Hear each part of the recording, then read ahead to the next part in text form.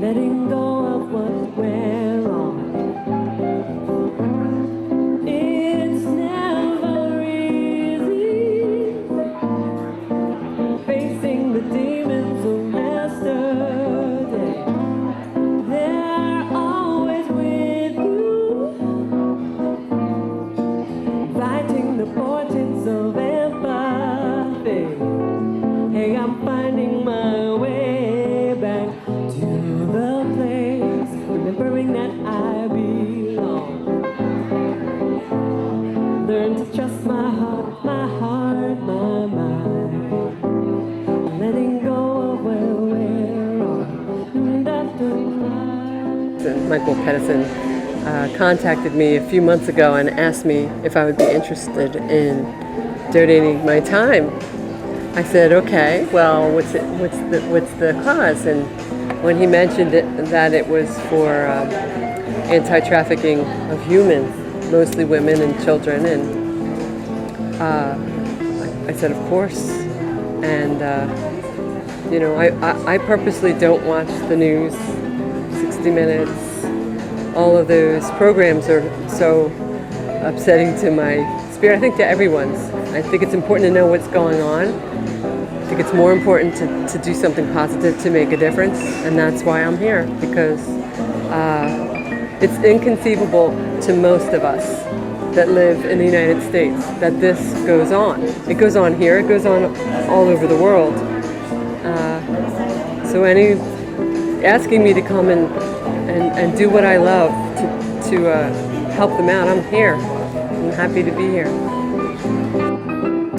We try any way that we can to get the message across.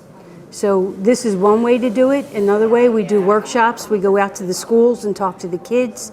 We talk to the teachers. We go into the community. We'll go anywhere we can to get the message out. Because normally when people think about human trafficking, they think about foreign countries.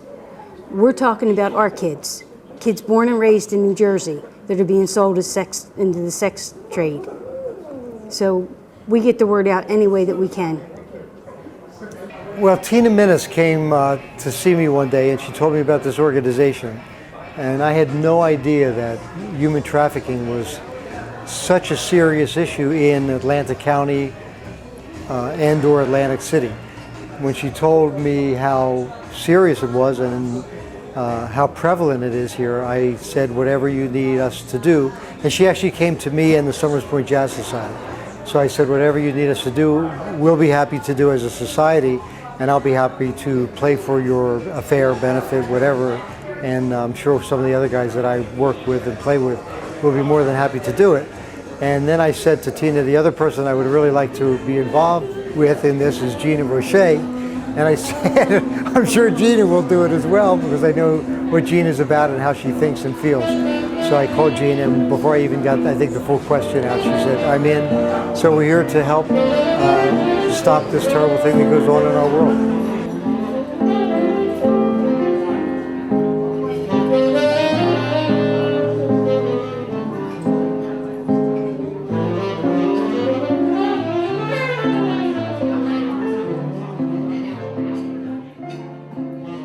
We do a lot of trainings because our goal is to educate the public, and we believe that doing that is the primary form of prevention.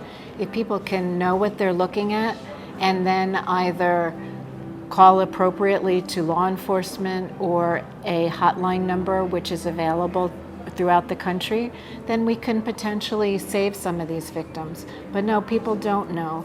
My next door neighbors actually came to our event tonight, and when I told her what it was, she said, that happens here? And that's a very common response. Not here. Yes, very much here. I would say that the average age of entry into the commercial sex trade for most children is 12.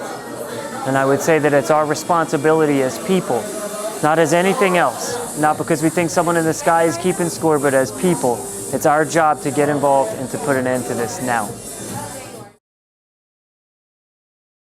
We have two other main types of trafficking, and it's forced labor and domestic servitude. And the definition of human trafficking, unless you're talking about a minor, is it's based on force, fraud, or coercion, somebody is making money off of you. So it's not that I chose to come here and work for you, because you also have to differentiate between smuggling and trafficking. People who are smuggled into this country from other countries want to come here. And when they get here, then they go off and do whatever it is that they came here to do. But when they're trafficked, now they owe. They owe the person that brought them in. And they usually never pay off that debt because it just keeps growing. Oh, did we just go dancing, pretending like friends, Friday night? Oh, did we just go dancing? Yeah, I try to find a way to weave people's stories into the music and through my art. I try to provide a voice for the voiceless and have those who were never heard, and never stood up for and spoken for. I try to give them a voice through my art.